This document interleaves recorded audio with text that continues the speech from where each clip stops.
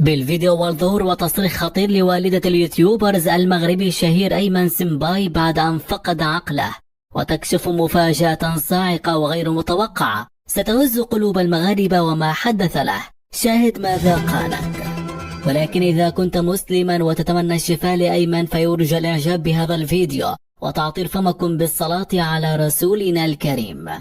للأسف هزت فيديوهات متداولة لليوتيوبرز المغربي الشهير أيمن سمباي المغاربة وأثارت تعاطف الجميع، حيث ظهر وهو هزيل الجسم ويتصرف بطريقة غريبة ويبوح بكلام غير منطقي، وهو يجلس في شوارع مدينة القنيطرة فاقدا عقله، بعد أن اشتهر ببث مقاطع فيديو عن عالم الجن ومغامراته، وهو يجوب ويدخل إلى أماكن خالية ويقرأ كتبا تتعلق بالجن، ما يحقق له ملايين من المشاهدات عبر قناته في اليوتيوب التي تجاوزت سقف 3 ملايين مشترك، قبل أن يختفي بعد شهور على الأنظار ليظهر اليوم وهو في حالة جنون تام حسب ما أظهرته المقاطع المتداولة له.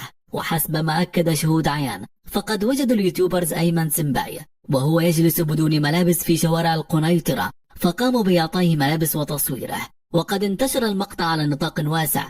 لكن ما هز العالم هو ما قالته والدة أيمن بعد هذه الواقعة في تصريح مكتوب تداوله رواد التواصل الاجتماعي: لقد كنت دائما أنصح ابني أن يبتعد عن هذه الأمور التي تتعلق بالجن، لكنه كان متشبتا بهذه الفكرة. فقبل شهور من الآن بدأت أعراض المس تظهر على ابني، وأصبح أيمن بشكل مغاير تماما لما كان عليه، وأصبح ينسى كل شيء حتى من قناته على اليوتيوب، ناسي كلمة السر الخاصة بها، وأصبح لا يتناول طعامه وأظافره أصبحت طويلة وملابسه متسخة.